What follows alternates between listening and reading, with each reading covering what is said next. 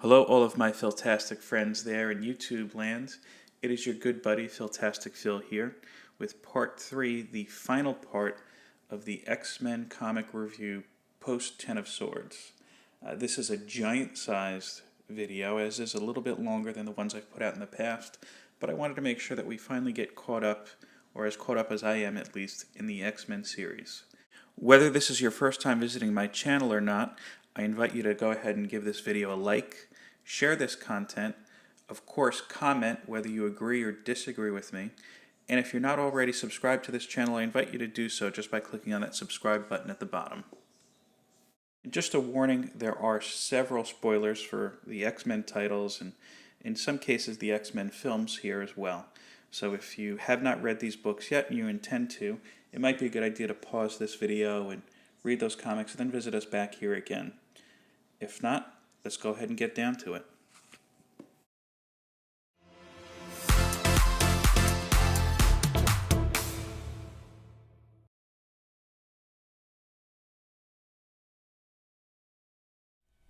Next up, we've got Wolverine's issues 8, 9, and 10. Loyalty numbers here, or legacy numbers rather, 350, 351, and 352. Wolverine is my favorite character of all time. That being said, it's been hard to be a Wolverine fan at times. And this series, I'll be honest with you, did not start off the strongest for me. That being said, I think around the Swords of X or X of Swords crossover, I think the book kind of really turned around for me. And it's gone back to kind of a feeling of like the Larry Hama days. First, there's two different artists in this book. Kubert does the main art, but this prologue, I love the art in it. It reminds me of a Greg Capullo during the Spawn days. And I really like the style of how this is all done in these little kind of sequences. It's also good to see Maverick back in the back and around in the world, I guess you could say. I don't know sure how he came back to life, but it's an interesting story. They're still pushing this Omega Red narrative. I did like the team up between Wolverine, I think Scout is her name now, used to go by Honey Badger, and Daken, who feels okay with Wolverine now, I guess. They've made up and he's living on Krakoa. To intimidate Omega Red. I thought that was a nice little fan service. I like how we have like this kind of patch persona going to this auction in Madripoor, which is on everybody's radar now because of the Falcon and Winter Soldier series. All in all, again, I like the direction that the series has taken. It's very reminiscent of the Larry Hama stories, and you see Wolverine's on his own. It's kind of crazy auction. They're auctioning off one of Wolverine's hands, and again, they're auctioning off his friend Maverick. Some of you may know again from the 90s. And of course, it turns into a nice big fight. One thing I didn't quite get, it was my understanding that Maverick and Wolverine always kind of got along. I really like the composition on these here, too. But by the end of this last issue, you kind of see it looks like Maverick is working towards somebody else's end. While the most recent volume of Wolverine did not start off the best, I do think that the 10 of Swords storyline really turned it around. It's a good read right now, and it could be getting better. I'm excited to see what happens next.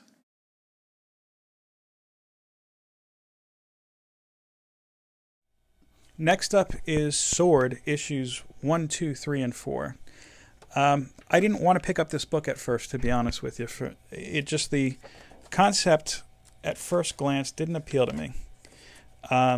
Swords of X, I thought, really did a good job of setting up this story. In case you didn't know, the giant satellite that they're on is the final sword. One thing I have to say that it does very well, and I was pleasantly surprised by this, I liked a lot of the introduction of the secondary characters here.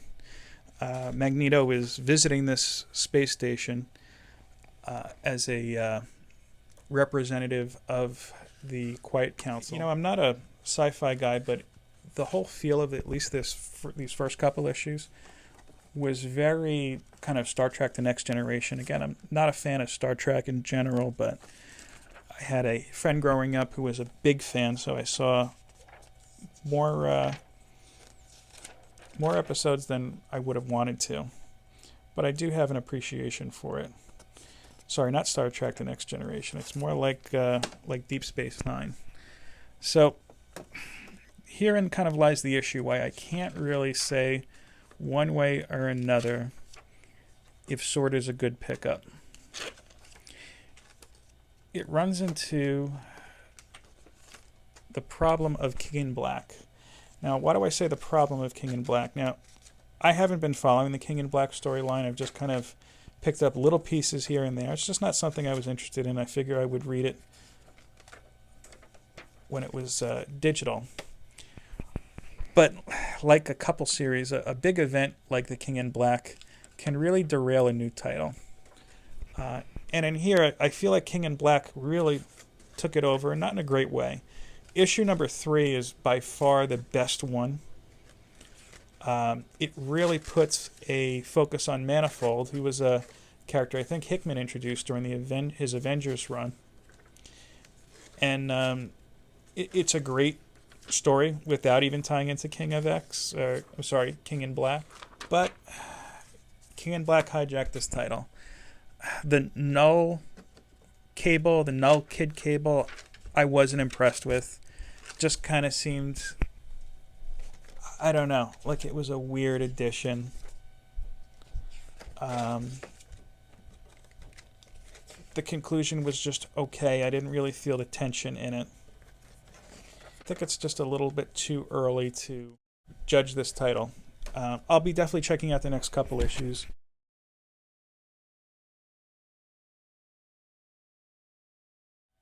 Next up, we've got New Mutants, issues 14, 15, and 16. I have to say, I was hesitant when Ed Brisson left Marauders. I just thought it was a very good paced series. I liked the kind of 2-in-1 story. But I have to say, Vita Ayala, I hope I said that name right, probably didn't, but Vita Ayala and Rod Reis take this book to a whole nother level. This is so good.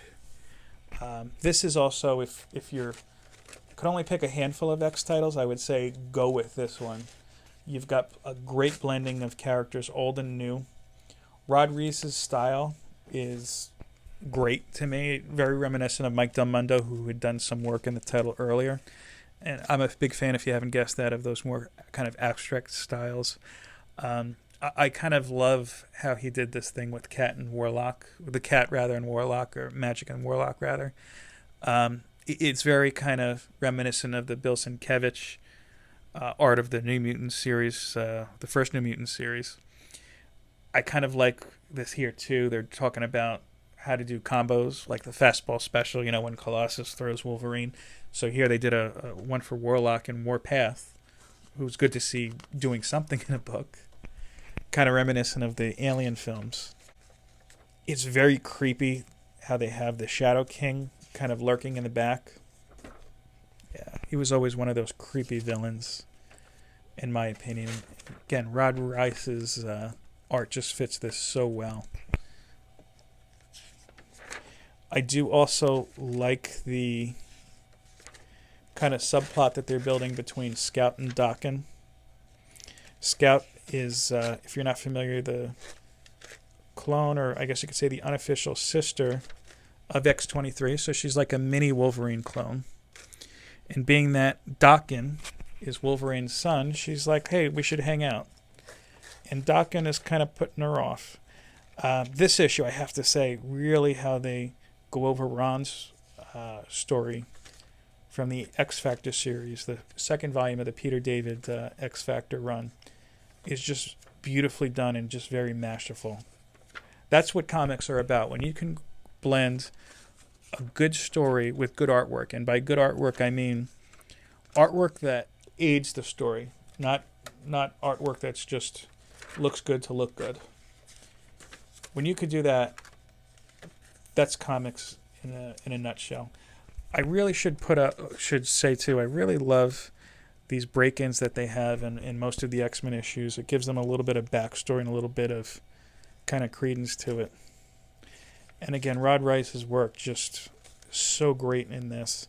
The one thing I'll have to say, I understand that with the whole premise of House of X, they gave mutants, and this is great too, the Moonstar kind of backstory. They gave evil mutants the opportunity to do well. Basically, everybody started with a clean slate, with the exception of Sabretooth. Shadow King, though, is not a character I think I would have given a clean slate to. All in all, yes, New Mutants, definitely pick up.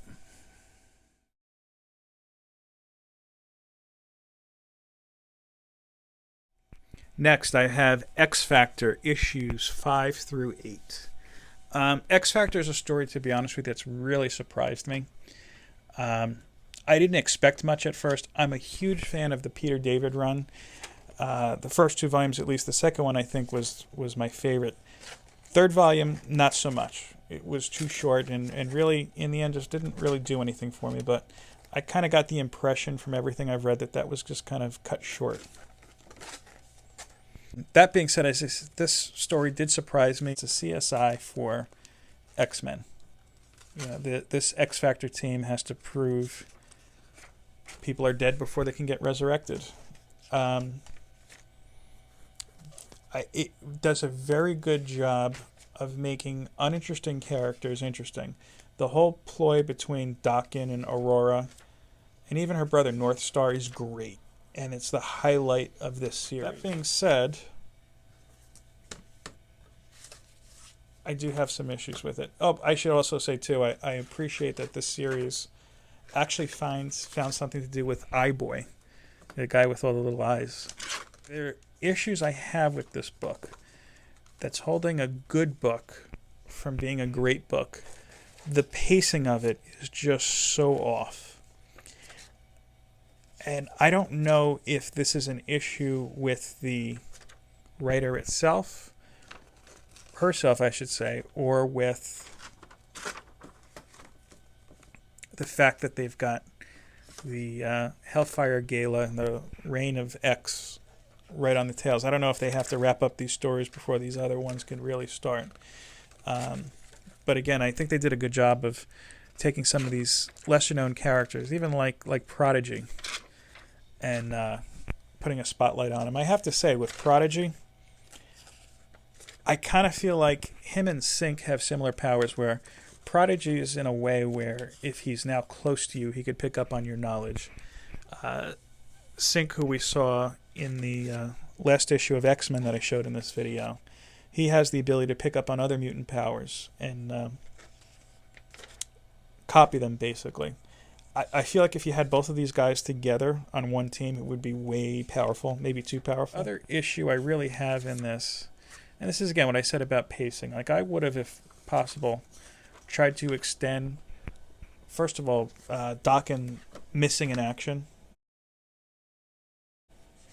He was only missing for not even an entire issue, I believe.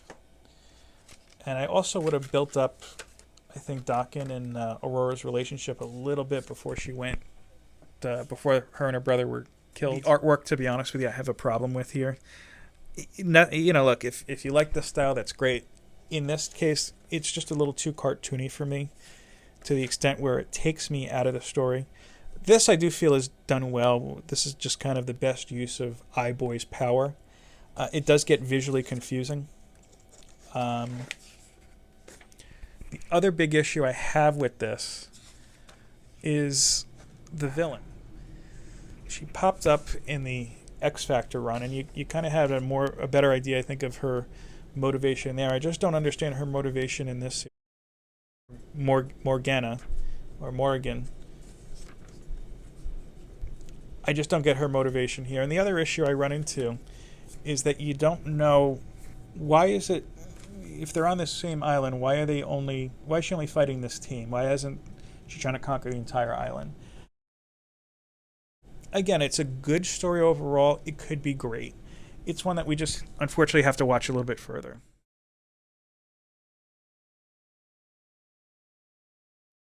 If you were to say to me, Phil, I really want to start reading the X-Men, but I only have room for one book in my pull list, what am I going to read? 100%, hands down, all day, every day, I'm going to tell you, you got to pick out Marauders. This is the single best book in the current X-Men lineup.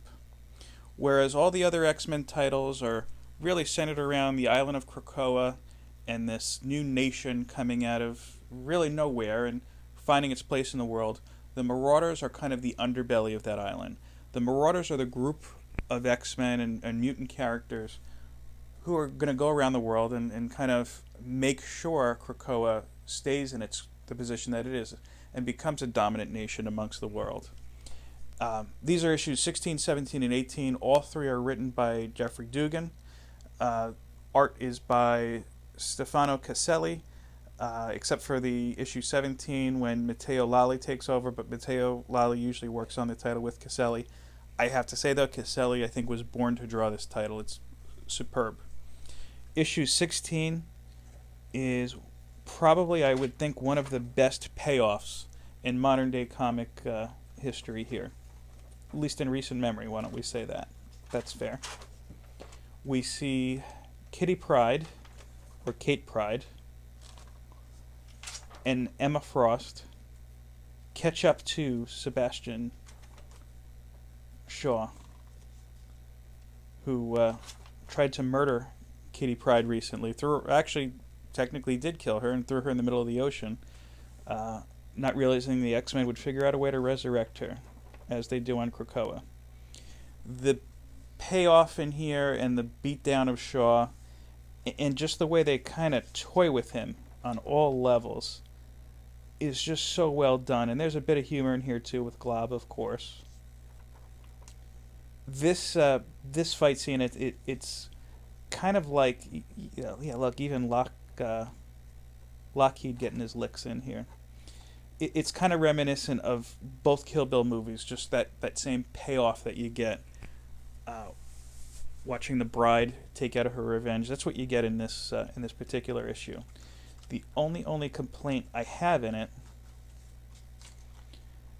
the more and more he gets beat up, and especially when you see him towards the end of the issue, or I should say actually at the end of the issue, when he's in a wheelchair here, he looks too much like Wolverine to me. It's a minor drawback, but all in all, issue 16 is great. You can see it's really putting the Marauders in a prime position within the Krakoa Quiet Council here. Issue 17 is a good issue as well. You kind of see the fallout of the prior issue, of course. Be great if I can open it all the way for you. But what is really nice in here is that they go back to the dichotomy between Storm and Callisto, who really have been kind of at odds with each other for many years, which if you are a fan of the X-Men titles, I don't need to tell you that. You're also starting to see a lot of the plot threads that started early on in the X-Men series come together. Here's the building with the weird sentinel head. I can't remember what the name of it is, I'm sorry, that you saw in the Giant Size Magneto, I believe. It was either Giant Size Magneto or the Giant Size Emma Frost and Jean Grey title from last year. Starting to see some of those pay off. And again, as I was saying, you see Callisto and Storm heavily involved in this story in the Krakoa Crucible. Very well done, very emotional, and really does well, I should say, by both characters. And again, this is actually cementing the Marauders, I think, as the premier kind of title to start the Hellfire Gala. And from what I've read about the gala, and I try not to read too many spoilers or too much information in advance, this is really the launch pad for it. It's Emma Frost's baby, so to speak. Issue 18 goes further into that, and one of the great things about this issue is you really kind of see the, I don't want to say the deviance, but just the smarts behind this character of Emma Frost here, the White Queen. She's buying up now parts of Madripoor, which, of course, the criminal elements of Madripoor don't really appreciate.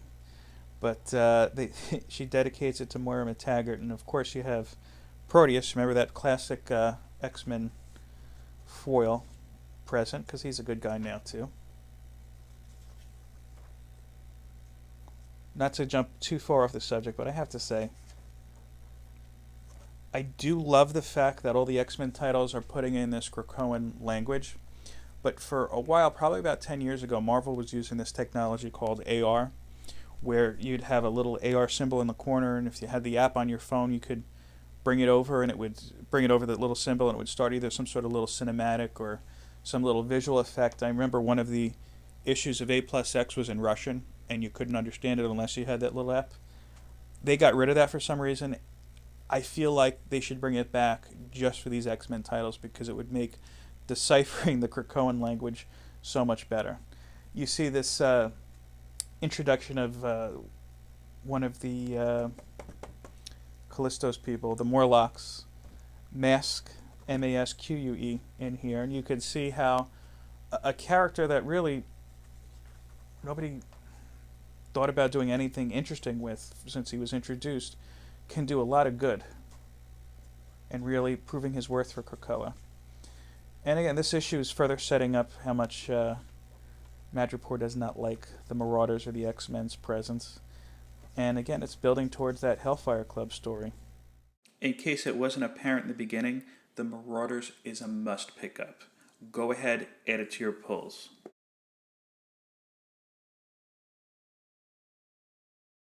As good of a title as the Marauders is, the Marauders King in Black one-shot, the tie-in to King in Black, you can skip. I'm not even going to bother opening up this book. There is really nothing that happens in this title that, from what I can tell, furthers either the Marauders storyline or the King in Black storyline. I haven't been following King in Black, and I've said that earlier. I just don't see really what the need for this was, other than let's create another tie-in for somebody to buy. The only redeeming thing I found about this book, the only redeeming qualities, I thought the end was handled kind of nice, but all in all, this is a hard pass. Whether you're following the King in Black or not, you can skip this book. Plain and simple.